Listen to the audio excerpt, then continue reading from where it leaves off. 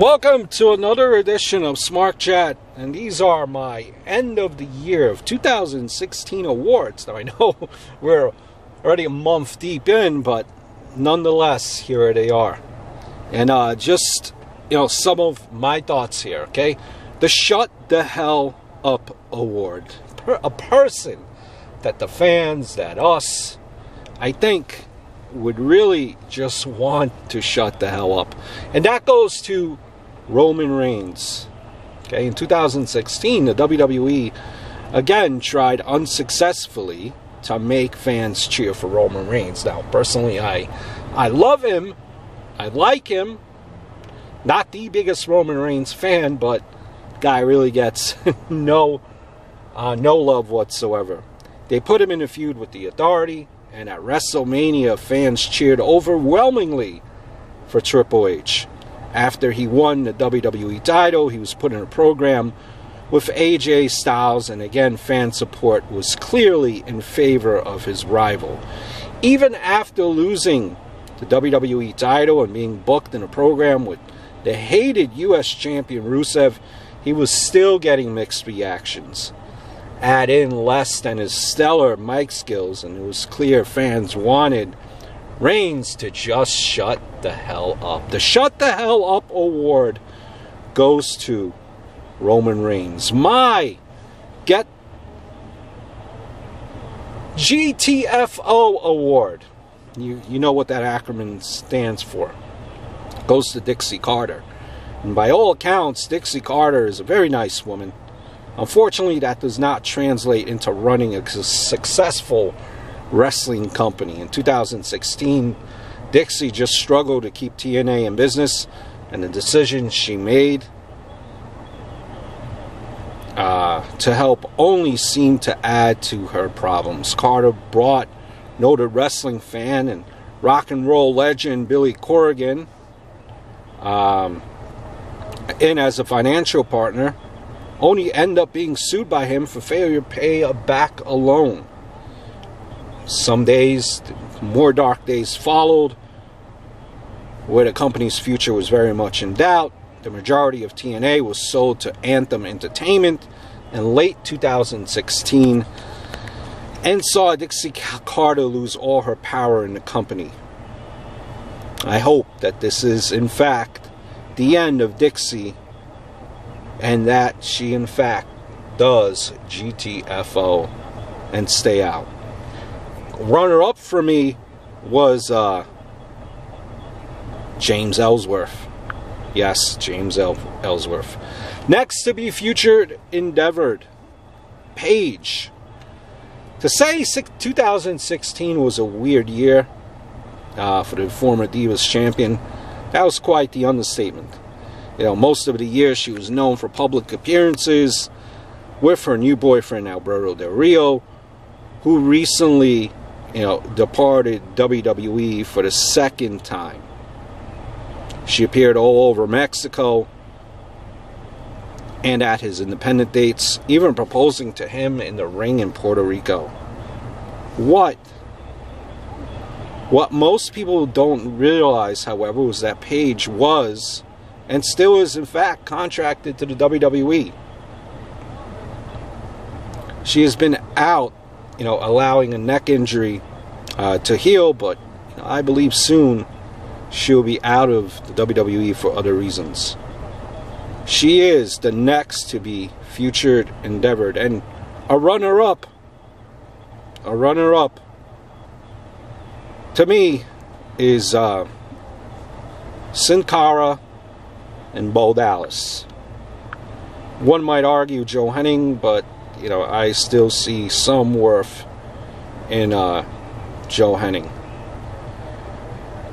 The biggest show, the best pay-per-view special event of the year, to me, was NXT TakeOver Dallas. Took place WrestleMania weekend, but it was not the granddaddy of them all. It actually took place 2 days earlier at NXT TakeOver Dallas. The night opened, with a tag team title match between the American Alpha and the Revival, a back and forth affair that saw the crowd favorites finally win tag team gold. That was a great match, by the way, in case you didn't see it. I think this was definitely the best pay-per-view for me. You had the NXT debut of former multi-time TNA champion Austin Aries. He defeated Baron Corbin in what was the Lone Wolf's last NXT appearance. You had then the debut of Nakamura as he battled a man many said was the heart and soul of NXT, Sami Zayn. King of Strong Style was considered match of the year. He emerged victorious. Oksana defeated Bayley to win the NXT Women's Champion. Samoa Joe versus Finn Balor for the NXT title happened in that match as well. Balor winning the title. Best pay-per-view for me in 2016, and this, trumps, WrestleMania, Survivor Series, all the big boy pay-per-views.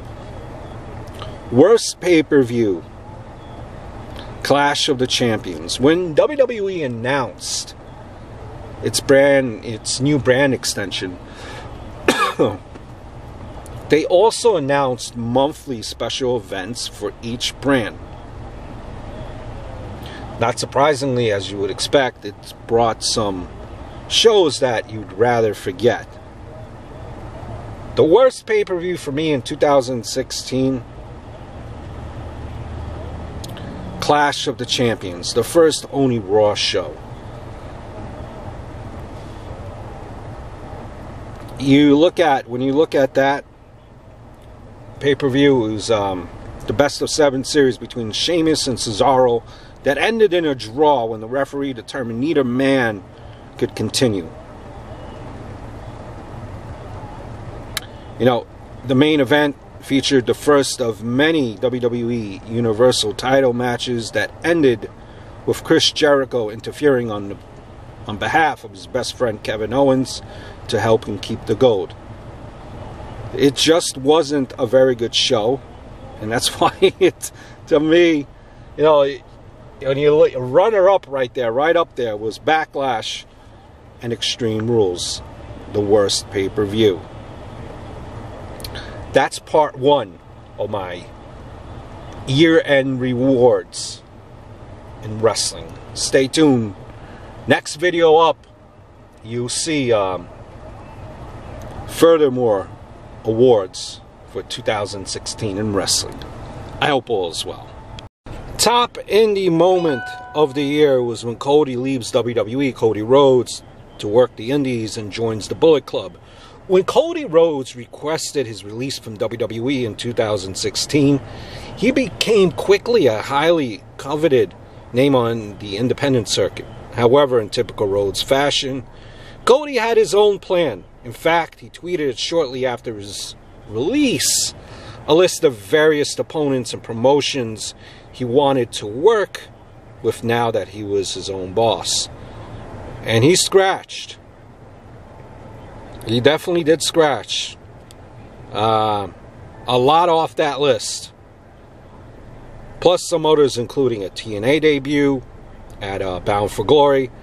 But it was his appearance at ROH's Final Battle that generated, I think, the biggest worldwide buzz, as he turned heel during his match with Jay Lethal and was shortly thereafter announced as the newest member of the Bullet Club.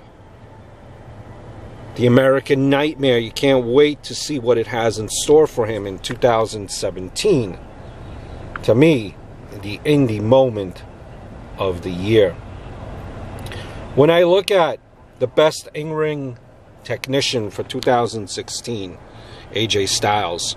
AJ Styles was in the ring with a variety of opponents, from Nakamura to Dean Ambrose to Roman Reigns and even James Ellsworth.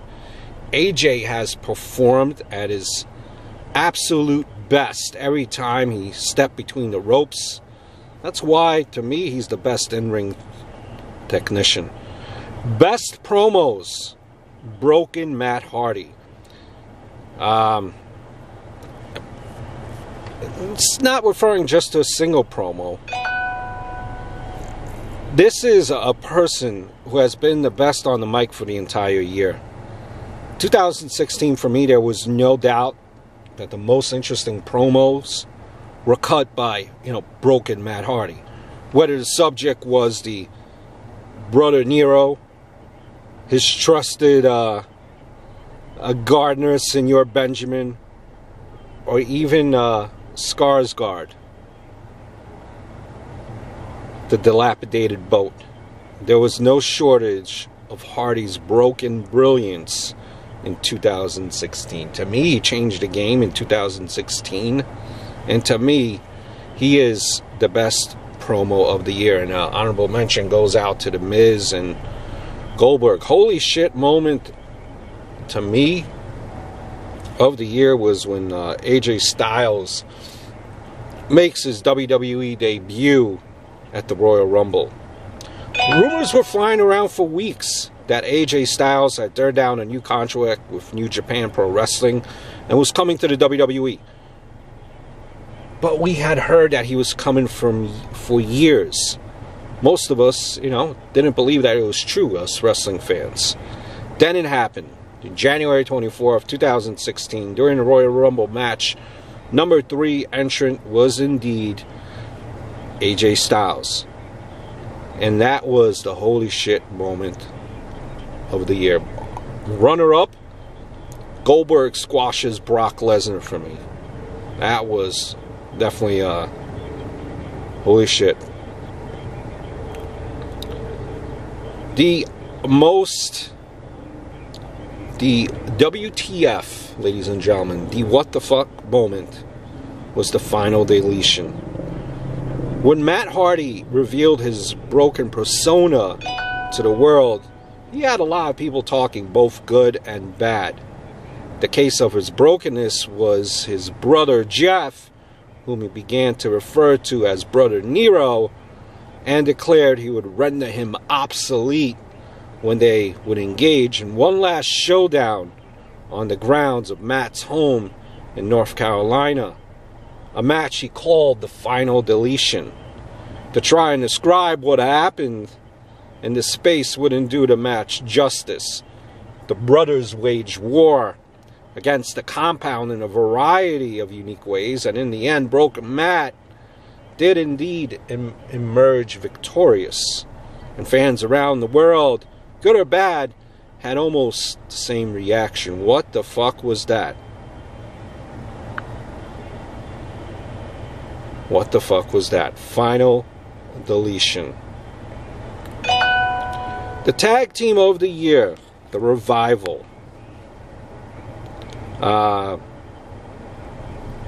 Dash Wilder and Scott Dawson started the year as the NXT Tag Champions, but were defeated by American Alpha at NXT TakeOver Dallas.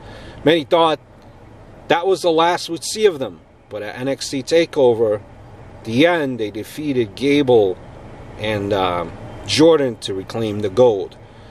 This marked the first time any team had ever won those titles on 2 occasions, and subsequently they defeated American Alpha in a 2 out of 3 falls match to end their feud.